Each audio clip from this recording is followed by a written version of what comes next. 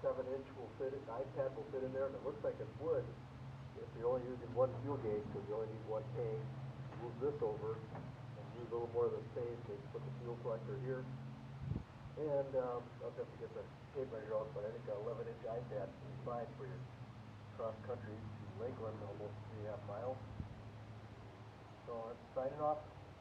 Chipper when you're over.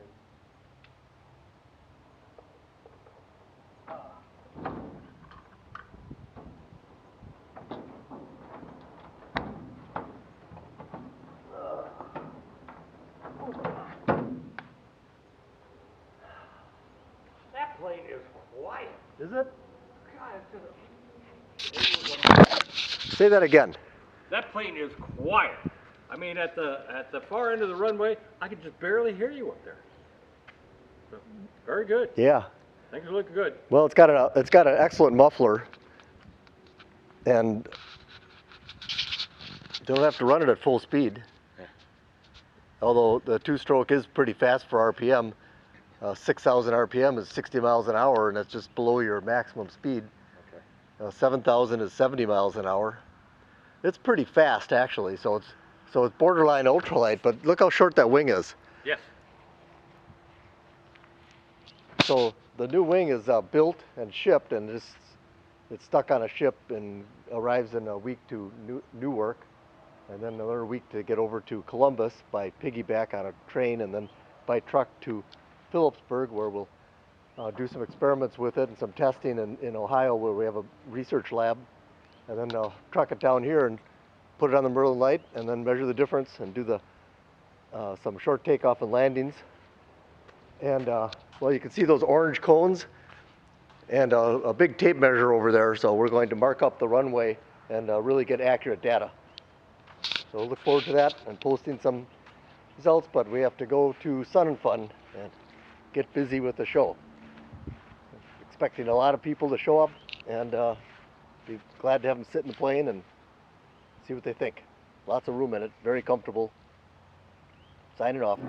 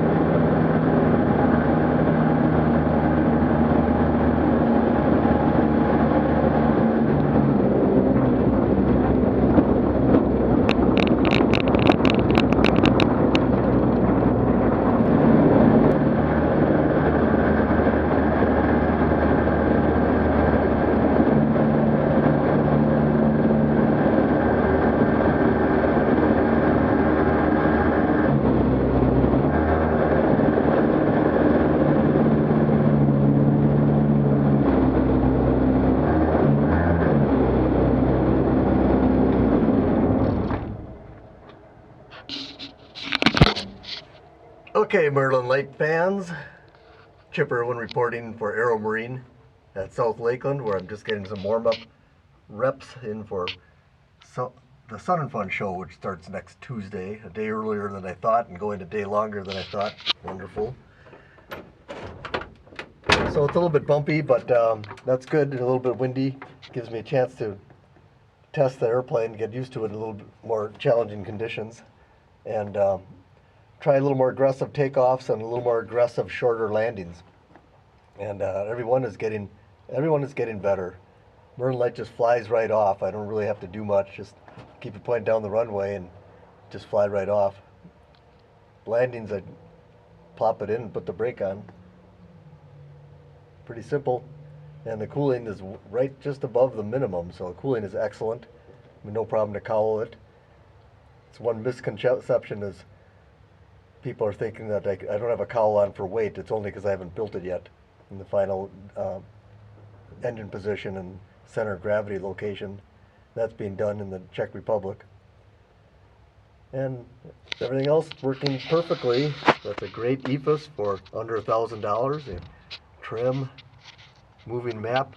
Customer wants to know if a 7-inch iPad will fit in there, and it looks like it would if you're only using one fuel gauge because you only need one tank.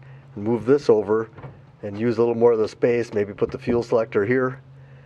And I'll have to get the tape measure out, but I think an 11-inch iPad would be fine for your cross countries to Lakeland, almost 3.5 miles.